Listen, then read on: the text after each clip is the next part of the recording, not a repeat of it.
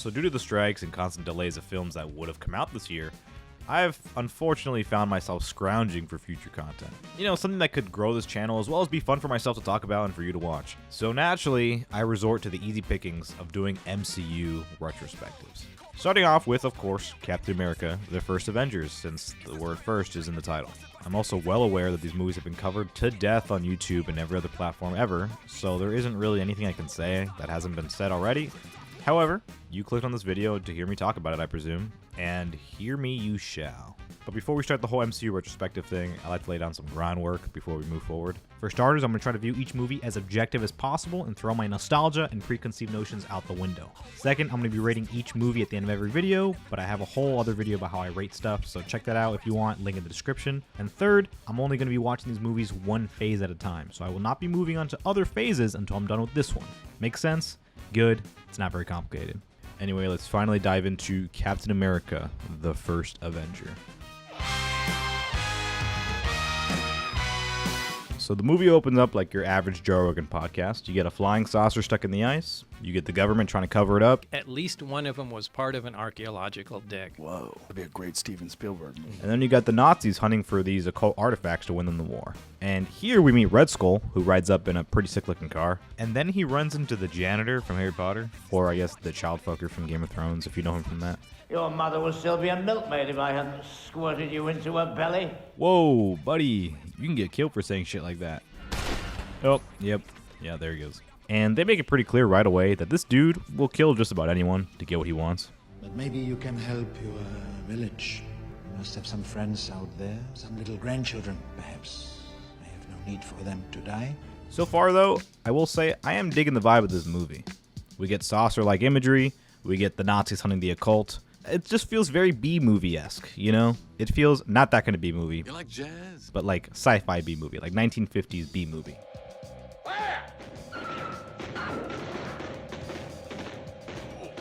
But at the same time, kind of light. Well, no, it's not light, because this guy just said he was going to kill his grandchildren, and then he fucking shot him. You know what I mean, though? It feels very zany and B-movie, I guess. And then we transition to New York, and here's where the movie takes a turn. See, from here on out, this movie feels like two separate movies playing alongside each other. Because here, we meet Steve Rogers. And I will say, I think the movie does a great job at establishing who he is and how he carries himself. But, unfortunately, at least watching it today, I think Chris Evans' big-ass head on this little tiny boy body is very distracting. At least in certain areas. It's not totally noticeable in every scene, and I think, for the most part, it's pretty good. But, man, when you notice it, it's very noticeable. And it definitely takes you out of the movie. Then we meet Bucky, who's got, like, no personality at all or any kind of chemistry with Steve Rogers. Whatever. Then we meet Peggy Carter. And Tommy Lee Jones' character, whose name I don't even know or care to remember. Which, by the way, let me harp on Tommy Lee Jones real quick. I don't know why, but every scene that he's in, he truly looks like he wants nothing more than to just go home and pretend like this movie never happened. His energy is basically non-existent, but I guess that kind of helps with some of his line deliveries. If you have something to say, right now is the perfect time to keep it to yourself. Oh, and then they inject Cap with the juice, and he becomes so strong that he can just chase cars on land and then chase submarines underwater. I guess I forgot about this part, but he can do all this. And remember just a few minutes ago when I said that this movie feels like two completely separate movies? Well, that's because of Red Skull. This movie wants to do the Spider-Man 1 thing, where every time we get a scene of our hero progressing, we cut to the villain who's also progressing and whatever it is this is. But the issue here is that Red Skull and his evil experiments are like so fucking goofy that they feel so tonally different than the rest of the Steve Rogers stuff. Like back in America, we're getting this slow character study of Steve Rogers and his come up as Captain America. But whenever we cut to Red Skull, he's in some fucking stupid fake looking evil lair. Like, look at this shit. It looks like they're on a soundstage. Not to mention, he says shit like this. Dr. Zola, this will change the world. And then he stands silhouetted in the dark. Like, this stuff is just pure schlock. I do find it pretty interesting, though, how Steve Rogers doesn't really become Captain America until like halfway through the movie. It really takes its time building his character. Though unfortunately, when Steve really does become Captain America, this movie decides to just fucking lose its mind and then those two separate movies coalesce into just one singular dumb comic book movie. Like many before me have said, the second half of this movie is so batshit crazy and so tonally different than the first half, it's honestly jarring. And speaking of jarring, look at these lights. I'm not really sure why the Germans in this movie have like the strangest lighting in their bases. Like, what the fuck is going on here? Why are there green lights in the corners of these rooms? Who was the gaffer on set? Which then I guess leads me to my next main point, and it's one that I'm going to touch up on throughout all of these videos, and it's the modern day MCU slander. People today for some reason like to pretend like the new MCU is so astronomically different than the old MCU. The MCU of old was just the holy grail of comic book movies apparently, whereas the new shit is a complete departure and a downgrade from what came before. Like, you know how the MCU now apparently has too many jokes that ruin the tension in scenes, and how the movies are overly goofy and lack seriousness. The CGI was so good before, and it's so bad now, blah, blah, blah, blah, blah. Well, unfortunately for you guys, I'm here to tell you that you're wrong. And the old MCU is the same shit as the new MCU. No, you intimidate them. Good God, you're a woman. I couldn't have called that. And you don't believe me, and that's perfectly fine, because I'm about to fucking show your ass. What happened to you? I joined the army. You know how to use that thing?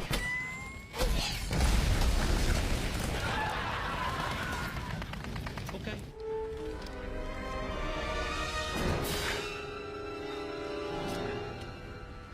You don't have one of those, do you? So you two, do you... Fondue? You know what you're doing? Yeah. I've knocked that 8 off Hitler over 200 times. Not exactly a Buick. I didn't know you spoke German. 3 semesters at Howard. Switch to French. Girl's much cuter. National resume. It also just doesn't help that the Red Skull is just a very weak villain. He doesn't really fucking do anything like the entire movie. Even when he and Cap meet for the first time, he just runs away like a little bitch. And he can't even say anything back to that because he's running away like a little weasel. That's why he just laughs, like he knows. And how come you're running? If you want your villain to be intimidating and threatening, don't make him run away the moment he sees our hero. Plus, he's got the super serum too, but we never once see Red Skull running around and kicking ass like Cap does. Like, if he really wants to win the war so badly, why doesn't he just use the super serum to their advantage like the Americans are with Cap? Cap's down there, boots on the ground, kicking major ass and taking over how many camps and blowing up how many convoys. Meanwhile, Red Skull just kind of sits around and complains the entire movie. I don't know. I mean, he eventually picks up a gun and shoots some guys, but it's short-lived, and then he ends up running away anyway. He's got some cool lines here and there, but it's not enough to save him as a character. Ironically, one of the only moments we actually get any kind of personality beyond the standard I want to rule the world shtick from Red Skull is when he gives Zola the keys to his car. Not a scratch, Doctor. Not a scratch. Like, at least that's something. I mean, we now know that Red Skull is a car guy, I guess. I mean, it'd be cool if, you know, we got any other kind of personality traits from him, but I guess him liking cars will do. Whatever. I don't know. To me, he's just an all-around weak villain, and I don't really see why so many people are fond of him. But I also think that's just a movie-wide issue, not just a Red Skull issue. Sir, we fought to the last man. Evidently not.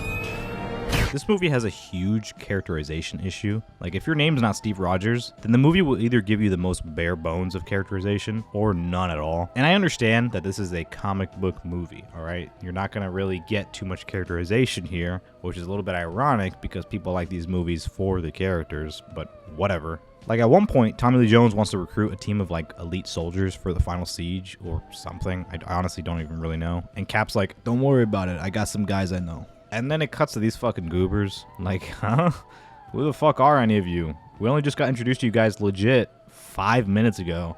But now the movie just for some reason wants us to think that they're like best friends with Cap and they're like the best band of soldiers that the US military has. Same goes for Bucky. I mean, who even is Bucky? And why do we even care when he dies?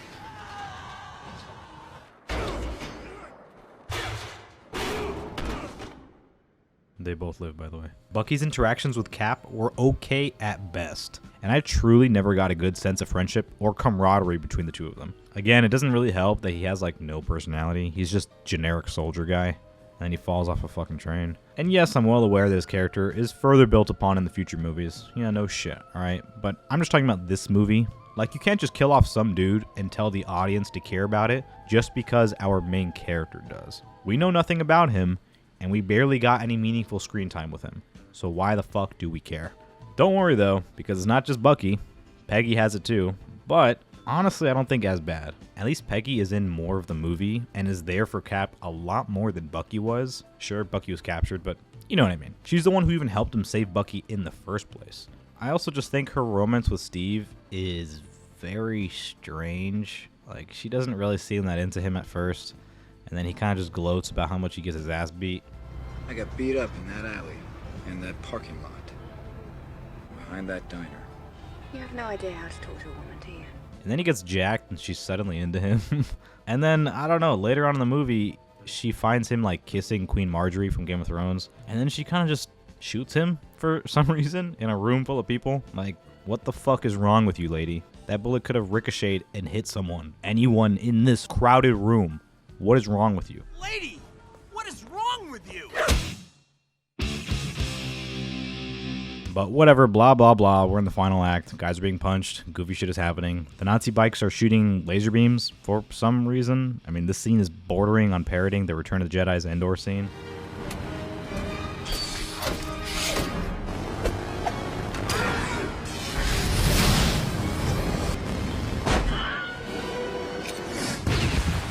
What the fuck is going on in this movie, man? Then Cap gets captured, which... By the way, 2 of the only 3 times I think that Cap ever gets cornered in a fight in this movie are by flamethrowers. So like, if the Nazis just had more flamethrowers, could they have taken out Cap? I don't know, maybe, I guess. Regardless, he gets captured. And at first, I thought Red Skull was gonna try to like brainwash Cap into becoming an ally or something, because I genuinely forgot what happens at the end of this movie. But then he just decides to kill Cap himself, and like...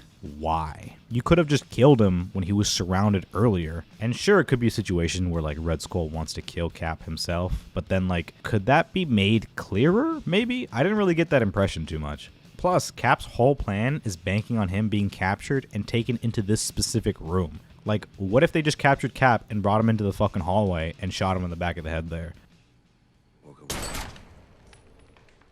Like, what happens then? I don't know. It's really dumb. Their plan sucks. Whatever, though, it works out because the Germans are fucking stupid. And Cap gets saved by these guys whose ropes apparently have infinite range.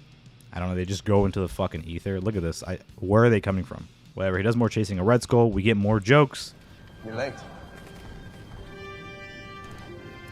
Weren't you about to... Right. Yo, Cap was about to let the fucking super Nazi get away because of some pussy, dude. What the fuck? And also, just a side note, I can't help but notice that this final battle looks eerily similar to Kung Fury. I don't know, is that just me? I'm disarming you.